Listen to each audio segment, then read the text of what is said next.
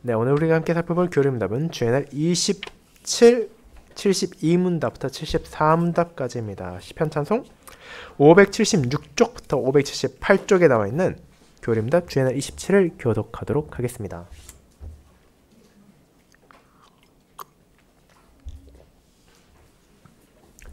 하이데벨 교리문답 주의날 27 제72문.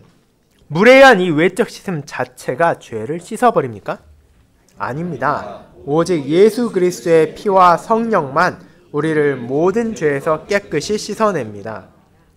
제73문. 그러면 왜 성령님께서는 세례를 중생의 씻음과 죄의 씻어버림이라고 부르십니까? 하나님께서 이렇게 말씀하시는 합당한 이유가 있습니다.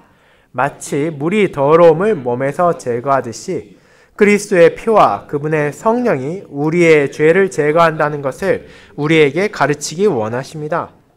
그러나 더욱 중요한 것은 하나님께서 이러한 신적 표준과 표징으로 물로 우리 신체를 씻듯이 진실로 우리가 영적으로 우리의 죄로부터 깨끗이 씻기는 것을 우리에게 확신시켜 주시려 하심입니다. 제73은 유아도 세례를 받아야 합니까? 그렇습니다. 어른뿐만 아니라 유아도 하나님의 언약과 교회에 속해 있습니다. 그리스도의 피로 말미암는 죄로부터 구속과 믿음을 일으키시는 성령이 어른 못지않게 유아에게도 약속되었습니다.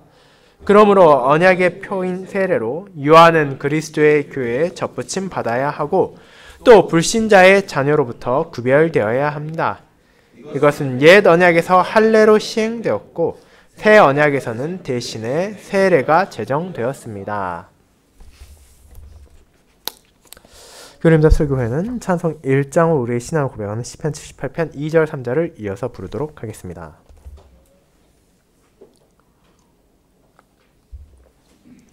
네, 오늘 오후 설교도 박상현 목사님께서 강단교를 위해 준비하신 설교를 제가 읽는 설교로 봉사하도록 하겠습니다.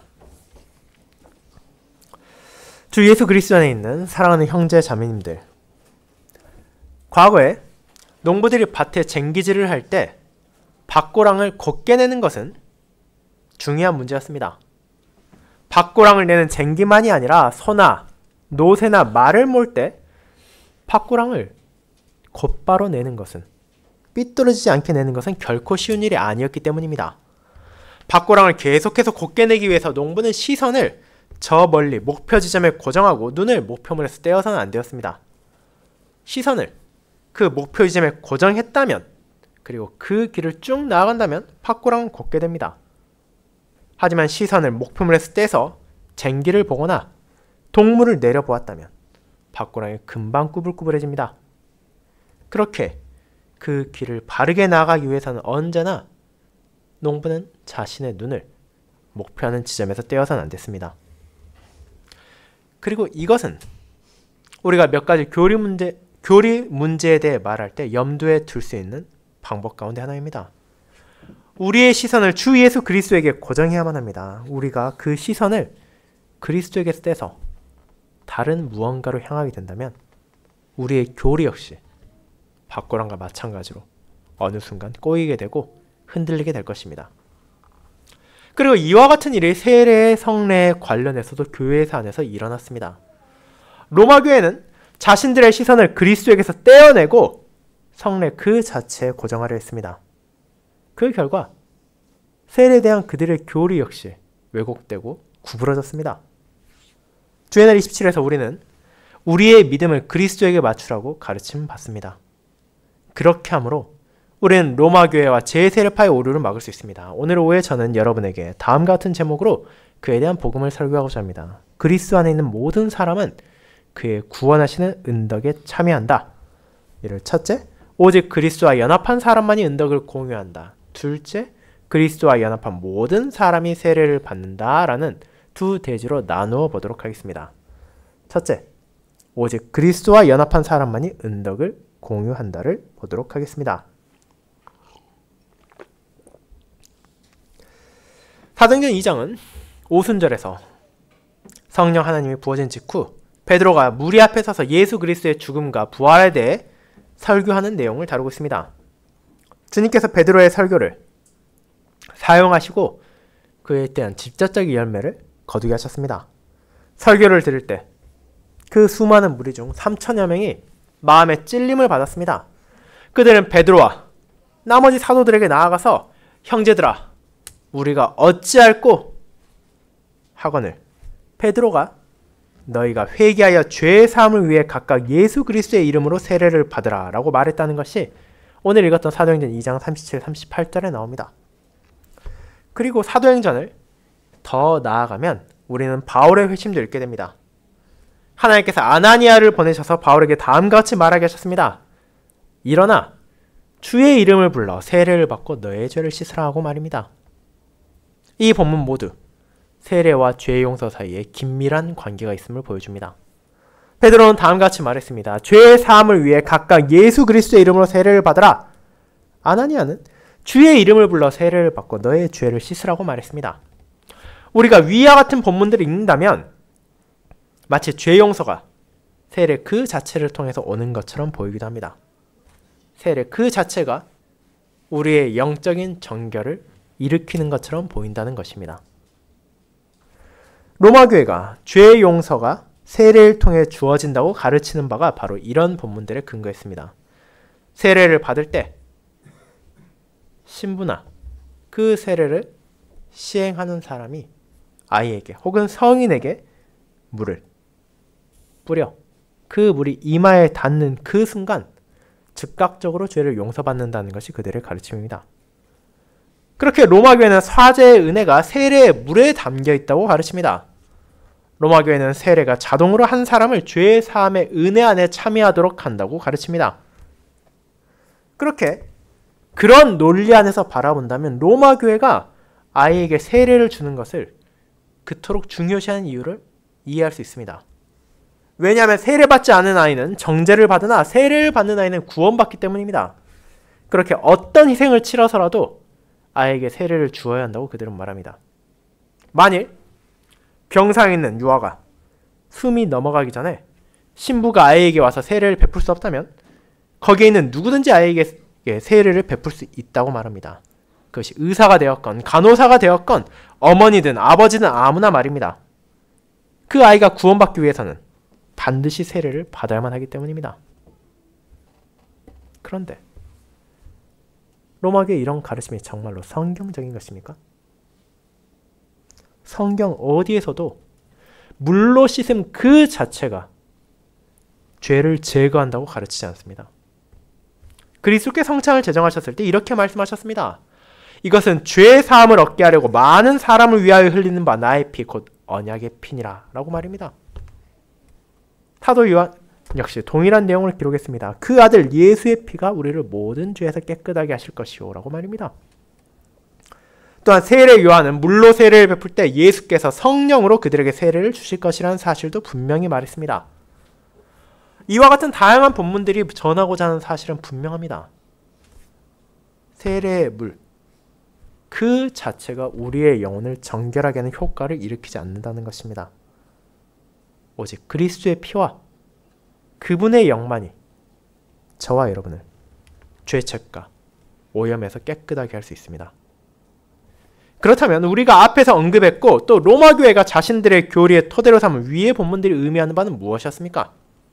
왜 베드로는 죄 사함을 위해 각각 예수 그리스도의 이름으로 세례를 받으라 라고 말했습니까? 왜 아나니아는 일어나 주의 이름을 불러 세례를 받고 너의 죄를 씻으라 라고 말합니까?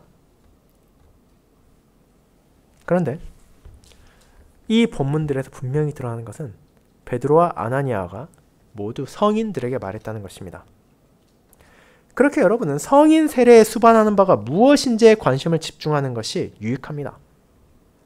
여러분이 시간을 잠시 내어 시편 찬송 뒤쪽에 있는 성인 세례 예식문을 읽어본다면 성인 세례 시에 던져진 질문들이 유아 세례 시에 던져진 질문들보다 훨씬 더 많다는 것을 발견하게 될 것입니다. 우리 선조들이 해놓은 바를 살펴보면 결국 유아 세례와 공적 신앙 고백의 질문들이 성인 세례 안에 합쳐져 있다는 것을 여러분이 발견하게 됩니다. 그렇게 우리는 성인들이 세례를 받을 때 그들은 실제로 세례만 받는 것이 아니라 자신들의 믿음도 고백한다는 것을 이로부터 알 수 있습니다. 베드로와 아나니아의 세례를 받은 이 성인들은 세례를 방편으로 해서 공적 신앙 고백도 하고 있는 것입니다. 죄 용서는 세례를 통해 오는 것이 아닙니다. 죄 용서는 우리가 앞서 계속 고백한 것처럼 믿음을 통해서 받게 되는 것입니다. 그렇다면 세례는 무엇을 합니까? 이 세례는 그리스도의 피와 성령을 통해 그 사람들이 죄 용서에 참여한다는 것을 표하고 인칠 뿐입니다. 하나님의 은혜가 세례 안에 있는 것이 아니라 오히려 그리스도 안에만 있다는 것을 보여줍니다. 우리는 믿음을 통해 그리스도 안에 참여합니다. 세례는 하나님의 은혜로운 약속을 확증하는 방편인 것입니다. 우리는 이 사실을 강조하고자 합니다. 죄 용서는 세례를 통해 오는 것이 아닙니다. 그리스도를 믿는 믿음을 통해서 옵니다. 베드로가 고넬료에게 세례를 베풀었을 때 저를 믿는 사람들이 다 그 이름을 힘입어 죄의 사함을 받는다라고 사도행전 10장에서 말했습니다. 성인들이 자신을 예수 그리스도의 이름으로 세례를 위해 바칠 때 이들은 그리스도를 믿는 믿음과 신뢰를 고백합니다. 그들은 예수 그리스도의 구속하시는 희생 제사에 대한 자신들의 전적인 의존을 고백합니다. 그리고 그들의 죄의 용서는 바로 이 믿음을 통해 주어지는 것입니다. 우리는 앞선 제7주일에서 믿음이 무엇인지를 배웠습니다. 이 믿음은 그리스도 안으로 우리를 접붙이는 것이며 마치 원예에서 때때로 한 나무의 가지를 떼어 다른 식물줄기에 접붙이는 것과 유사합니다. 하나의 가지를 떼어 줄기 주변을 긴 천으로 감싸서 함께 묶어 다른 나무에 묶습니다. 적절한 시기에 이 가지를 붙이고 또 필요한 과정을 거친 후 충분한 영양을 공급해주면 그 가지는 새로운 나무에 붙어 자라나게 되고 우리는 이를 접붙인다고 부릅니다. 그 결과 새 가지는 접붙여진 이 식물의 줄기와 뿌리를 통해 필요한 자양분과 물을 공급받습니다. 그리고 우리의 믿음은 우리와 그리스도를 묶는 이 천과 같습니다. 우리는 영적으로 그리스도와 묶여 있습니다. 이 믿음은 그리스도께서 하신 바에 대한 지적인 지식보다 훨씬 더 많은 것입니다.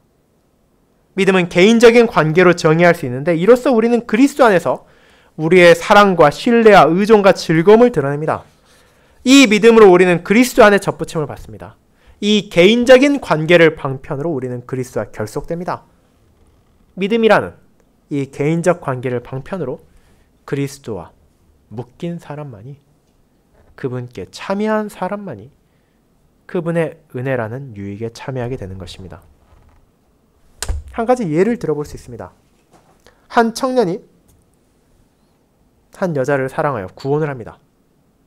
그의 사랑이 너무나 강해 자연스럽게 그는 그 아내 될 사람의 안녕을 추구할 것입니다. 아내를 위해 가족이 함께 살 집을 마련하고 좋은 옷과 충분한 음식을 마련하기 위해 열심히 일할 것입니다. 그는 아내를 행복하기 위해 노력할 것입니다. 그런데 이 모든 것들은 남편과 아내라는 사이의 관계의 틀 안에서 주어지는 것입니다. 이런 유익들은 혼인관계 안에서 서로에게 베풀어지는 것입니다. 그런데 시간이 지나 아내와 남편이 별거랬다고 생각해 보도록 합시다. 여러분, 남편이 이와 같은 호의를, 이와 같은 선물들을 여전히 계속 제공할 것이라 생각합니까? 거기에서 더 나아가 그 두 사람이 이혼을 하게 된다면 이제 그녀가 사는 집에 월세를 꼬박꼬박 그 남편이 즐거운 마음으로 내리라고 생각하십니까? 그녀에게 필요한 옷을, 음식을 즐거운 마음으로 제공하겠습니까? 그렇게 하지 않을 것입니다. 그는 자신이 환영받지 않는 집을 그녀에게 제공하고자 하지 않을 것이며 자신과 함께 나누어 먹고 마실 음식을 제공하지 않을 것입니다. 그렇습니다. 그 유익의 관계는 혼인의 결속이란 틀 안에서, 사랑하는 관계의 틀 안에서 서로에게 제공되는 것이었습니다. 그리고 믿음을 통해 그와 개인적으로 친밀하게 연합된 사람들에게 자신의 유익을 제공하시길 그리스도께서 기뻐하십니다. 그리스도께서는 당신의 유익을 세례 물 속에 담아두신 것이 아니라 그 선물을 즐거이 받지만 동시에 살아있는 사랑하는 관계 안에서 그분과 살기를 원하는 자들에게 베풀어 주시는 것입니다. 믿음이란 개인적인 친밀한 결속에 의해 그리스도와 묶인 사람, 그리스도께 접붙임을 받고 그분 안에서 살아가는 자들만이 이 그리스도의 유익을 누리게 되는 것입니다. 그렇게 로마 교회의 세례관과 우리의 세례관 사이에는 큰 차이가 있습니다. 로마 교회는 세례를 하나님이 그리스도의 유익을 담아놓은 일종의 상자처럼 봅니다. 로마 교회에 의하면 세례를 받는 사람이 이 유익에 참여하기 위해서는 그리스도와 더불어 믿음의 개인적인 관계가 필요하지 않습니다. 그저 그 상자를 열고 그 은혜를 꺼내면 됩니다. 즉, 세례만 받으면 그 사람의 믿음 여와 관계없이 죄의 용서가 주어진다는 것입니다.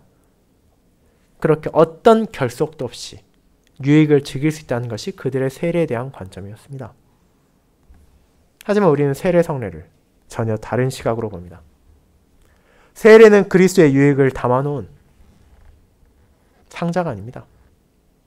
오히려 이는 부부가 나누는 혼인 반지와 같습니다. 한 남자가 자기 아내에게 반지를 주고 한 여자가 자기 남편에게 반지를 줄 때 그들은 자신들의 사랑의 상징을 나누는 것입니다. 이 반지를 통해 그들은 서로를 향한 사랑과 서로를 향한 보호와 서로를 향한 신실함을 약속합니다. 그 반지는 서로에게 주기를 원하는 모든 것의 표징으로서 나누는 것입니다. 그러나 반지 그 자체가 부부의 사랑을 담고 있는 것은 아닙니다. 그 반지 자체가 서로에게 보호를 주는 것도 아니고 신실함을 주는 것도 아닙니다. 이 사랑과 공급과 보호는 오직 따뜻한 혼인이라는 결속 안에서 나누어지는 것이지 이 반지를 잃어버렸다 하더라도 한순간에 사라지는 것도 아니고 아무것도 모르는 타인이 그 반지를 주워서 낀다고 하더라도 서로에게 주어지는 것이 아니기 때문입니다. 그것은 그들의 사랑과 신실함의 표의자인일 뿐입니다. 그리고 세례 역시 그렇습니다. 우리는 이 방편을 통해 성명을 주는 능력이나 생명을 구원하는 어떤 것을 직접적으로 받는 것이 아닙니다. 그리스도께서는 세례 안에서 당신의 유익을 우리에게 보내지 않습니다. 그분께서는 믿음과 사랑 안에 그분과 친밀하게 엮인 이들에게 이 유익을 베푸십니다. 그분께서 부부가 반지를 서로 나누는 것처럼 확실하게 우리를 사랑하신다는 것을 이 세례의 표와인으로 증거하시는 것입니다. 그렇게 우리는 그분이 우리에게 그분의 유익에 참여하게 하실 것이라는 것을 의심할 필요가 없습니다. 우리는 그분이 우리의 죄를 용서하실 것이라는 사실도 의심할 이유가 없습니다. 우리는 그분이 우리에게 새로운 생명을 주실 것이라는 사실도 의심할 필요가 없습니다.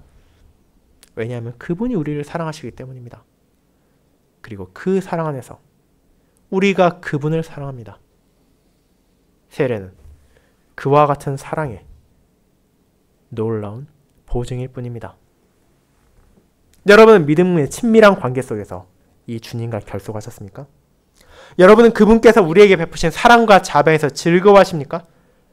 그리고 그 은혜, 기쁨으로 나아갑니까? 여러분은 여러분의 주님께서 무엇을 바라시는지 보십니까? 우리의 마음이 그분의 마음과 하나가 되어 있습니까? 만약 우리가 개인적으로 믿음을 통해 그리스도와 결속되었다면 우리는 그리스도 예수 안에서 하나님의 은혜에 참여한다는 것을 결코 의심할 필요가 없습니다. 이제 제세례파는 우리가 로마 교회의 반대에 말한 많은 부분에 동의할 것입니다. 왜냐하면 제세례파도 그리스도의 구속사역에 참여하기 위해서 그리스도와 개인적인 친밀한 관계에 대해 필요를 강력하게 강조했기 때문입니다. 하지만 그들은 신자들의 자녀들이 믿음을 가지기 오래전에 그리스도와 결속되었다는 사실은 간과합니다. 따라서 제세례파는 자녀들에게 세례를 베푸는 것을 반대하고 그리스도 안에 그들이 참여한다는 것을 부인했습니다.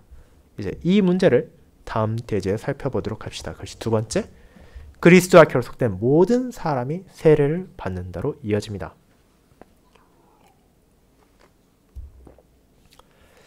이제 제세례파는 믿음과 사랑의 개인적인 관계 안에서 그리스도와 묶여진 사람들만이 그리스도의 유익을 즐길 수 있다는 것은 동의한다는 것을 우리는 알게 되었습니다.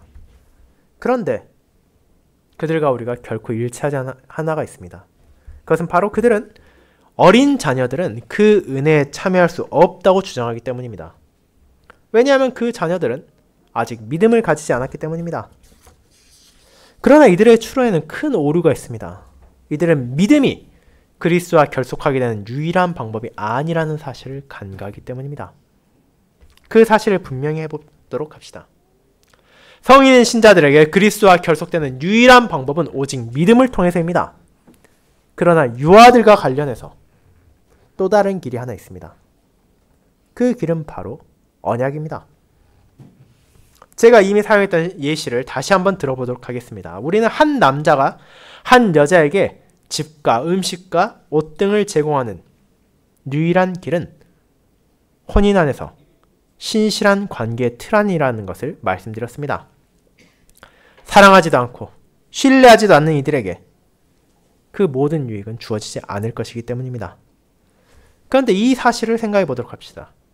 만약 그 남자와 그 여자 사이에 아이가 있다면 아버지와 그 자녀 사이에 친밀한 결속 관계가 어떨 것 같습니까?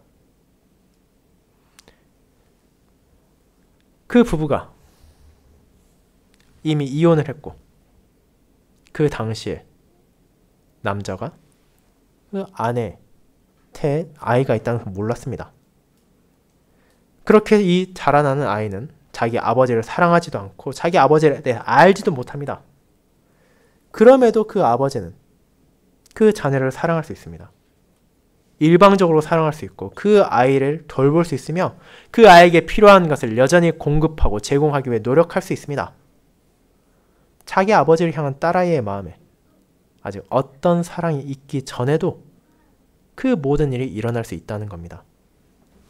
그리고 동일한 방식으로 우리 주 예수 그리스도께서 사랑으로 신자들의 자녀들을 포용하십니다. 예수님께서는 신자들의 자녀를 자신에게 묶으십니다. 그분은 자신의 구원의 은덕을 그들에게 제공하는 것을 기뻐하십니다. 우리는 마가복음 10장을 읽어볼 수 있습니다. 어머니들이 그러하듯이 여기에 나오는 어머니들도 자신의 자녀들에 대해 관심을 가지고 있었습니다. 그들은 자신들이 그리스도가 말씀하신 말씀을 통해 그리스도로부터 오는 복을 받는다는 것을 즐거워했고 자신의 자녀들 또한 그 말씀을 함께 듣고 은혜를 누리기를 바랬습니다. 따라서 그들은 자기 자녀들을 데리고 갔고 그리스도께서 그 자녀들에게 손을 얹고 복을 빌어주시기를 바라고 기도했습니다. 그 상황이 되었을 때 제자들은 우리의 선생님 너무 바쁘셔서 이 아이들로 인해 방해받을 수 없다고 생각하며 어린아이들이 다가오지 않도록 밀어냈습니다. 그런데 예수님께서는 그에 대해 어떻게 반응하셨습니까? 예수께서 이를 보시고 심히 분이 여기셨더라 라고 말합니다. 그분께서는 이런 행동을 불쾌하게 여기셨습니다. 그리고 이렇게 말하십니다. 어린아이들이 내게 오는 것을 용납하고 금하지 말라. 하나님의 나라가 이런 자의 것이니라. 그 어린아이들을 안고 저희 위에 안수하시고 축복하시니라고 마가복음 10장 14, 16절에 말하고 있습니다. 그 이유가 무엇입니까? 그리스도께서는 그런 어린아이들이 그들의 부모 못지않게 하나님 나라의 시민이라는 사실을 아셨기 때문입니다. 그리스도께서는 하나님께서 오래전에 아브라함에게 하신 약속을 아셨기 때문에 이 사실을 아셨습니다. 우리가 지난주에 읽었던 창세기 17장에 무엇이라 나옵니까? 내가 내 언약을 나와 너와 내 대대의 후손 사이에 세워서 영원한 언약을 삼고 너와 내 후손의 하나님이 되리라고 말하셨습니다. 남편이 자기 아내가 자신에게 낳은 자녀들을 거부하지 않듯이 하나님은 신자의 자녀들을 거부하지 않으십니다. 하나님께서는 그들을 나의 자녀라고 주장하십니다. 그분은 자신이 그들의 하나님이시라고 선언하십니다. 이 사실이 신약시대에도 그대로 적용됩니다. 언약이 신자와 신자들의 자녀들과 세워졌다는 사실을 인정하면서 베드로는 고넬료가 믿게 되었을 때 그 온 가정의 세례를 베풀었습니다. 루디아가 믿게 되었을 때 그녀의 온 가정이 그녀와 더불어 세례를 받았습니다. 그리스도가 믿게 되었을 때 그의 온 가정이 그와 더불어 세례를 받았습니다. 자, 우리는 그 가정에 몇 명의 자녀가 있었는지는 전혀 알 수 없습니다. 그러나 최소한 그 세 가정 안에 자녀가 한두 명 정도 있었을 것이라고 우리는 생각할 수 있습니다.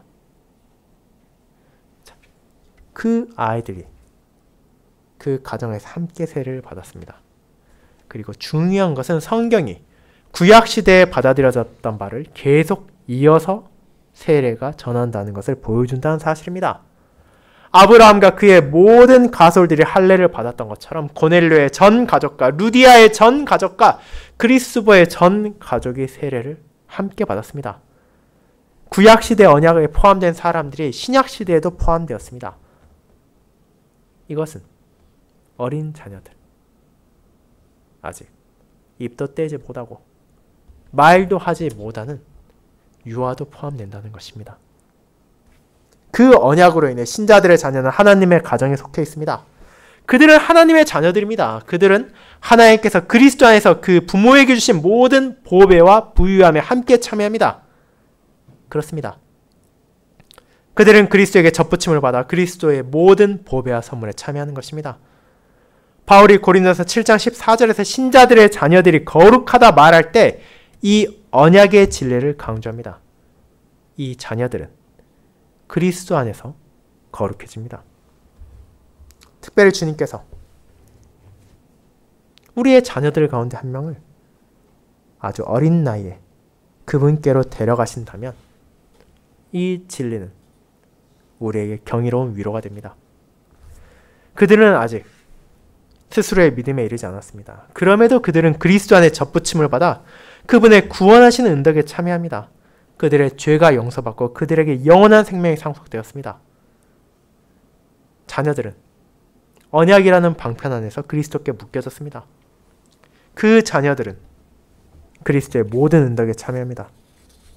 우리가 그리스도와 결속되었기에 우리는 세례의 표화인을 받습니다. 여러분과 그리스도 사이에 사랑의 결속이 있습니다. 비록 처음에는 이것이 그리스도에게서 여러분에게 주어진 일방적인 것이었다고 해도 말입니다. 물론 이제 그런 부모 아래에서 태어나 세례를 받은 자녀들은 그 언약 안에서 자라가야 될 소명이 있습니다. 그들은 그리스도를 알아가야 하며 그리스도를 사랑하는 법을 배워야 합니다. 하나님께서는 일방적으로 시작된 이 사랑이 쌍방적이기를 바라십니다.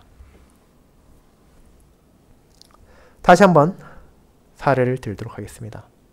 아버지가 어린 자녀를 사랑하고 그 자녀에게 필요한 것을 공급하고 그 자녀를 보호합니다.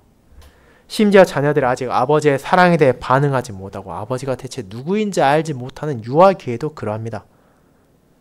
그러나 항상 이런 상태로 남아있진 않을 것입니다. 어린 시절에는 아버지가 자녀를 돌볼 것이지만 그리고 그에 대해 어떤 답례도 요구하지 않을 것이지만 그 아이가 자라나기 시작하면 그 아버지와 어머니는 그 아이들에게서 여러 가지를 기대하게 될 것입니다. 처음에는 관계가 일방적일 수 있지만 시간이 흐름에 따라 그 관계는 쌍방적이 되어야 합니다. 아버지는 자녀들에게 반응을 요구합니다. 다시 말해 서로를 사랑하고 서로를 믿고 서로를 신뢰하며 서로의 뜻에 따르기를 원한다는 것입니다. 그리고 교회에 있는 자녀들에게도 이 사실이 그대로 적용됩니다. 여러분의 구세주이신 그리스도께서 여러분을 받아들이십니다. 비록 여러분이 아직 그분에 대해 알지도 못하던 갓난아이 때 세례를 받았음에도 불구하고 말입니다. 그러나 여러분이 나이가 들고 그리스도께서 여러분이 그 믿음 안에서 손을 뻗쳐 그리스도를 받아들일 것을 요구하십니다. 처음에는 여러분이 그리스도에 대해 전혀 알지 못했을지라도 여러분을 사랑하십니다.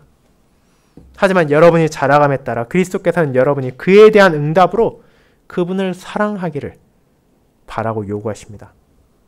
언약이라는 방편으로 여러분은 어릴 적에 그리스도께 접붙여졌습니다. 그러나 어른이 되면 여러분은 오직 믿음이라는 방편으로 그리스도 안에 남아있어야 한다는 것입니다. 우리의 자녀가 세례를 받을 때 부모들이 서약한 대로 우리를 위한 이 필요 배후에 있는 것은 바로 믿음에 대한 요구입니다. 우리는 자녀들이 믿음으로 반응해야 된다는 사실을 부모인 우리가 믿음으로 그들에게 가르쳐야 한다는 것을 알려줍니다. 우리는 자녀들의 세례가 의미하는가가 무엇인지를 배우도록 그들을 가르쳐야 합니다. 자녀들은 이 성례 속에 그려진 그리스도의 사랑을 보아야 합니다. 비록 그들이 언약이라는 방편으로 그리스도의 접붙임을 받았다 하더라도 그들은 믿음이라는 방편으로만 성인이 되어 그리스도 안에 남아있을 것입니다. 자녀 여러분들은 여러분들이 하나님께서 여러분의 세례 시에 주신 약속들에 반응해야 한다는 것을 알고 계십니까? 만약 여러분들이 그리스도의 사랑에 반응하지 않는다면, 만약 여러분의 믿음의 팔로 그분을 여러분의 구세주로 받아들이지 않는다면, 만약 여러분이 친밀한 교제와 우정하에서 그리스도와 더불어 살기를 원하지 않는다면 여러분은 그리스도에게서 떨어져 나갈 것입니다. 그리고 여러분은 그렇게 나무에서 끊어진 가지가 어떻게 될 것인지 아실 것입니다. 잘려나간 가지는 필요한 물을, 필요한 양분을 공급받을 수 없어 결국 빠르건 느리건 말라 비틀어지게 됩니다. 그렇게 우리 역시도 믿음을 방편으로 해서 그리스도 안에 계속해서 머물지 않는다면 그 끝에 기다리는 것은 영원한 죽음뿐입니다. 믿음의 이 요구가 부모인 우리가 믿음을 일으키시는 성령의 유용한 대우가 되도록 격려합시다. 우리의 자녀들이, 교회의 자녀들이 그리스도 안에서 가지고 있는 부유함에 대해 그들에게 알려주도록 합시다. 하나님의 가정 안에서 그들의 독특한 신분에 대해 말하고 그들이 그리스도의 사랑에 사랑으로 응답할 수 있도록 격려하도록 합시다. 믿음이라는 이 요구가 우리와 우리 자녀들을 자극해서 교회 안에서 신중하게 경청하고 우리에게 주어진 세례의 의미를 진지하게 돌아보며 교리반에서 열심히 공부하고 성경 공부에 열심히 참여하며 가정에서도 성경을 읽고 기도하도록 합시다. 성령님께서는 그런 자녀들을 위해서도 복음 설교와 거룩한 성례들이라는 방편을 통해 그들의 믿음을 자라게 하실 것입니다. 그렇게 우리는 설교를 듣는 동안 우리의 마음을 돌이키고 또 성령 하나님의 사역에 저항해서는 안 됩니다. 자녀반에 빠질 수 있는 빌미를 찾거나 청년 모임을 비웃거나 성경을 읽거나 기도하기를 게을리하는 것은 성령 하나님의 사역을 방해하는 것입니다. 우리 모두는 그리스도 안에 있고 그렇게 있어야 합니다. 우리의 세례가 표하고 인치는 것처럼 말입니다. 그러나 우리는 그렇게 그리스도 안에 있는다는 것은 결국 믿음을 통해서만 가능하다는 것을 기억해야 합니다. 형제자매 여러분, 그리스도께 연합한 모든 사람, 그리고 그렇게 연합한 사람들만이 그분의 모든 은덕에 참여한다는 것을 우리는 고백합니다. 우리는 우리를 향한 그리스도의 사랑의 증거를 가지고 있습니다. 만약 여러분이 그리스도를 향한 믿음과 사랑으로 그분의 사랑에 응답한다면 우리는 그분의 은혜에 참여하고 있다는 것에 어떤 의심을 가질 필요가 없을 것입니다. 그렇게 이 세례가 표하고 인치는 그리스도의 복음을 바르게 기억하며 그 세례의 안에서 담겨있는 주님의 한없는 은혜를 기억하고 또 그에 대한 합당한 감사로 하나님을 찬양하고 또 그 은혜에서 더욱더 그리스도께 연합하는 저와 여러분이 되기를 소망합니다. 아멘.